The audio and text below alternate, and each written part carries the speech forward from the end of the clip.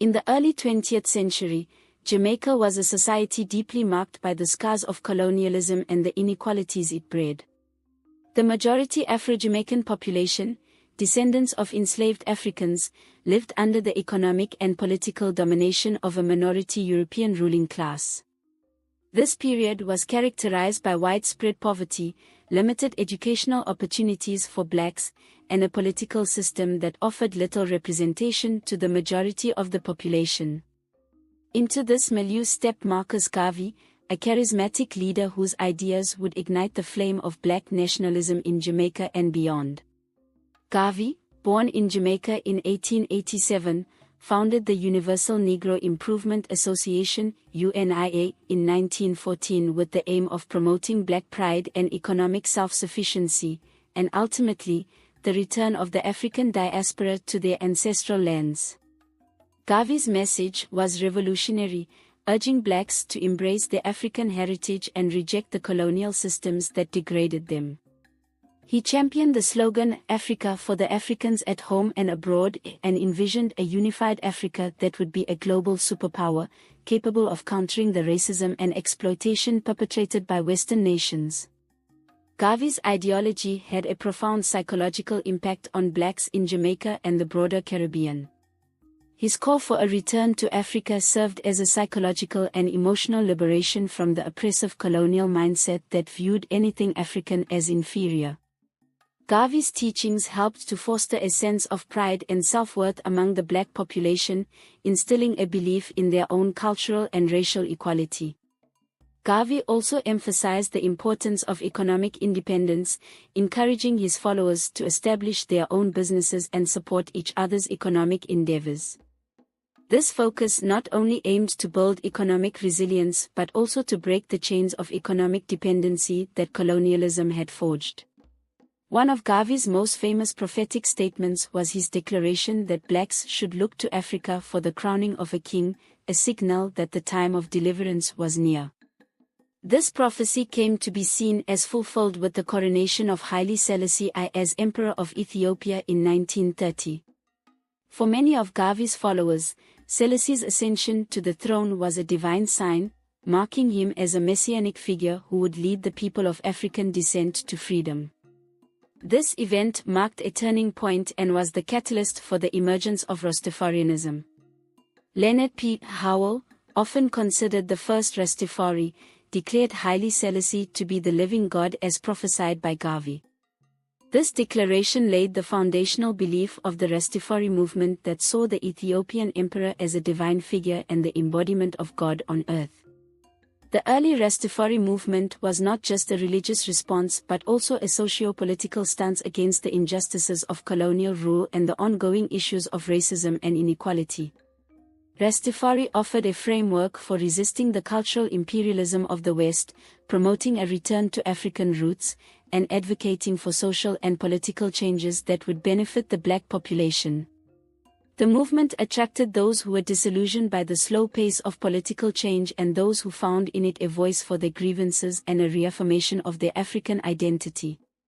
Its growth was a testament to a collective yearning for dignity, autonomy, and cultural revival among Afro-Jamaicans. As Rastafarianism took shape, it became a powerful force for change, intertwining spiritual, social, and political liberation into a cohesive ideology that challenged the status quo and provided a path toward a more just and equitable society. The legacy of Marcus Garvey, the prophetic interpretation of Haile Selassie's coronation, and the socio-political climate of the time converged to create a movement that, despite its origins in the small island of Jamaica, would go on to have a profound and lasting impact on the world stage. Marcus Garvey's philosophy of African redemption was crucial in shaping the ideological foundations of Rastafarianism.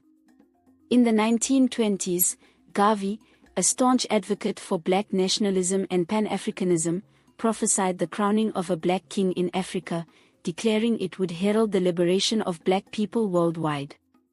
This prophecy was a cornerstone of Garvey's broader political agenda, which emphasized self-determination, racial pride, and economic independence among people of African descent.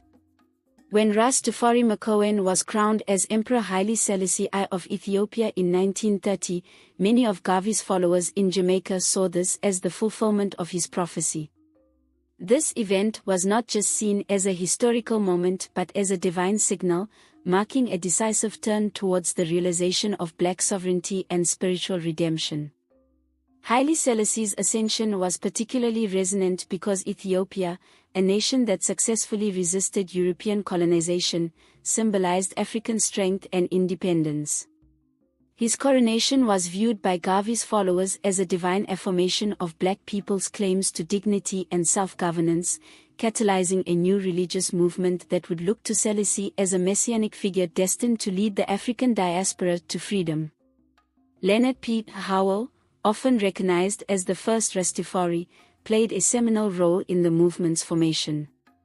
Howell, influenced by Garvey's teachings, began to preach about the divinity of Haile Selassie shortly after his coronation, promoting the idea that Selassie was the god of the black race who would deliver them from oppression. His teachings were radical, advocating a complete rejection of the Jamaican colonial society and its Eurocentric values. Howell's charismatic preaching attracted many followers, especially among the poor and disenfranchised, who found in his message a promise of hope and change.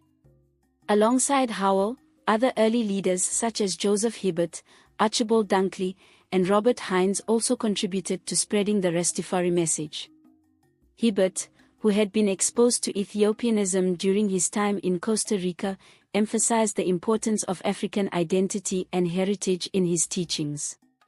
Dunkley and Hines, meanwhile, brought their unique interpretations and emphasis, enriching the burgeoning Rastafari theology with diverse perspectives. These leaders played crucial roles in laying the doctrinal foundations of the movement, each adding layers to the complex tapestry of Rastafari belief and practice.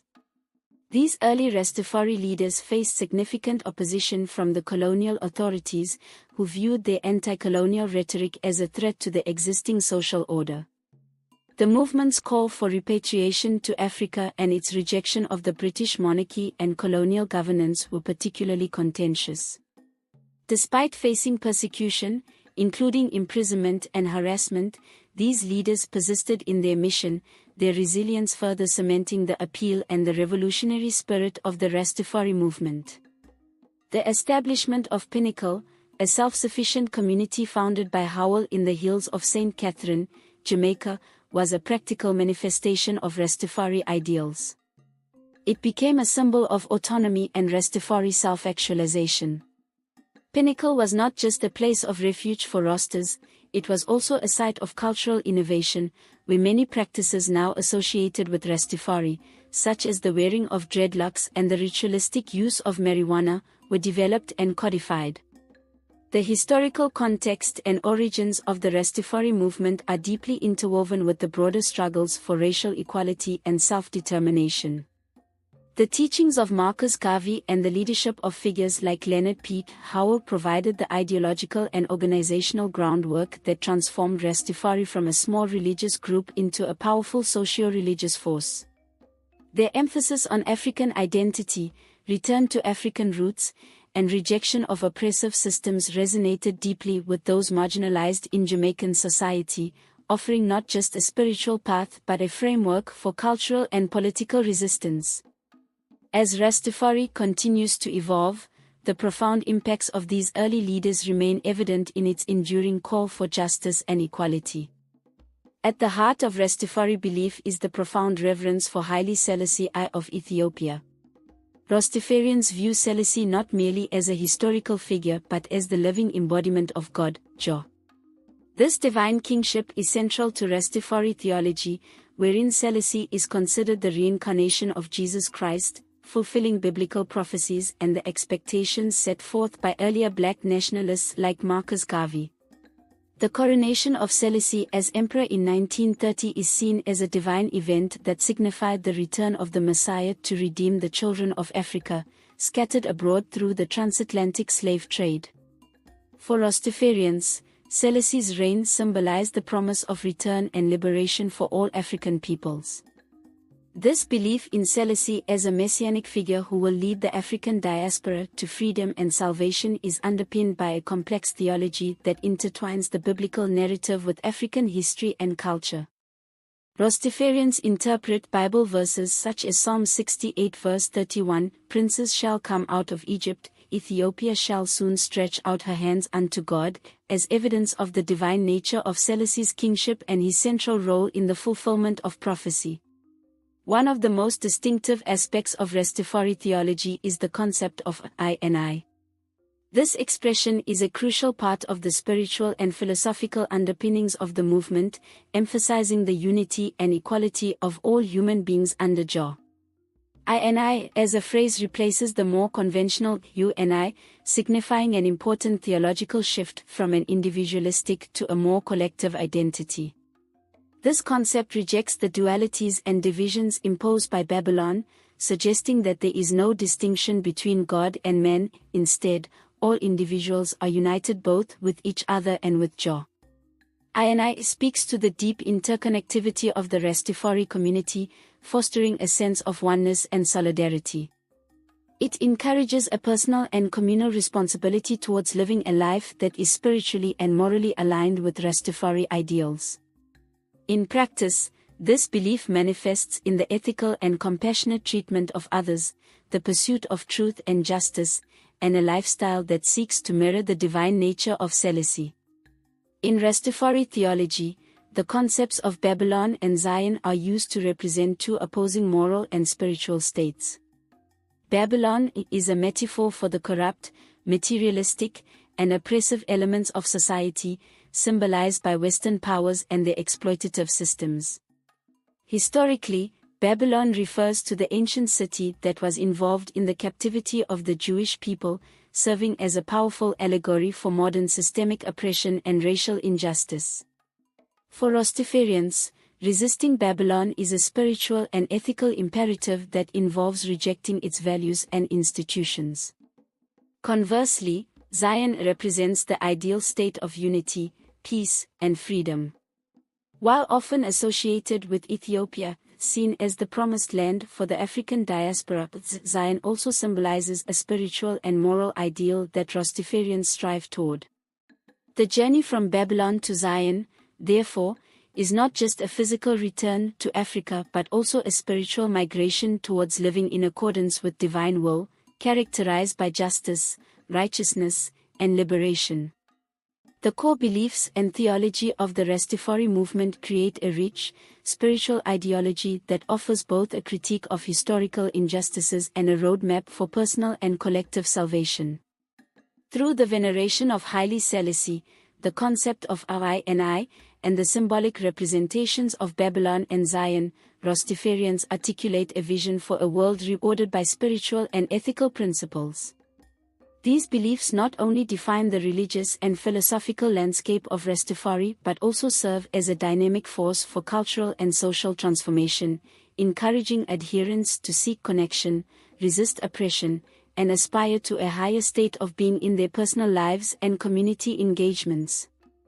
Dreadlocks are one of the most visible and significant practices among Rastafarians, deeply embedded in the movement's identity and spiritual expression.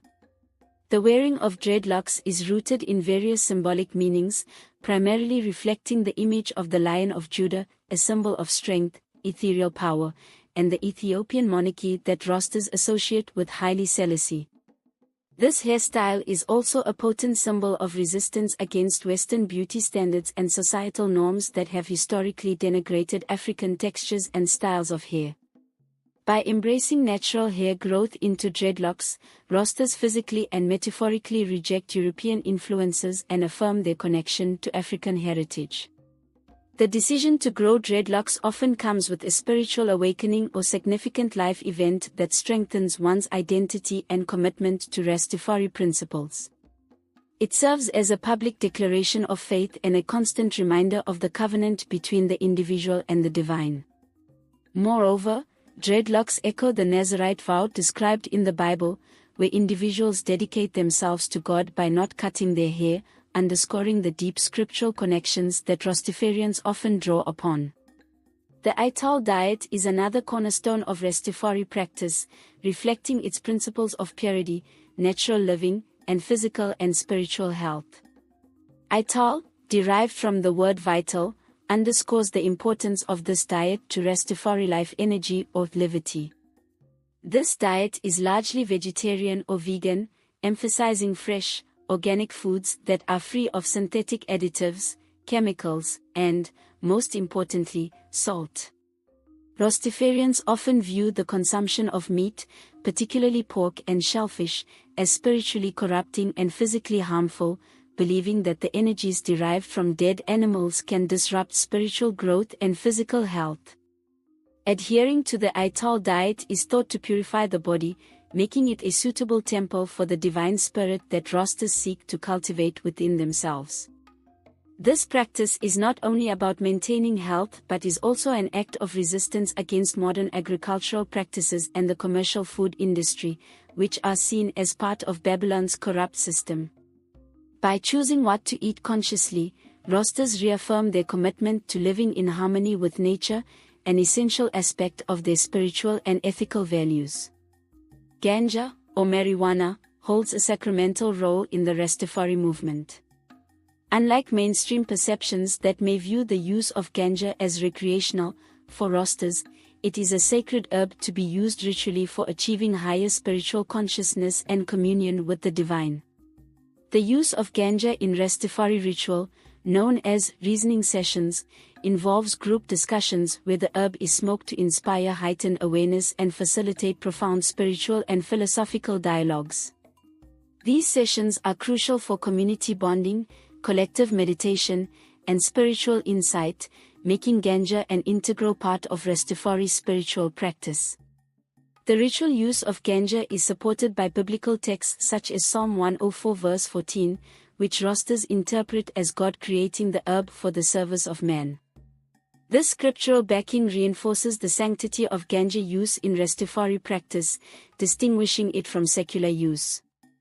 It is believed that ganja opens up the mind to a deeper understanding of the self, the universe, and God, allowing Rastas to transcend the physical and metaphorical Babylon.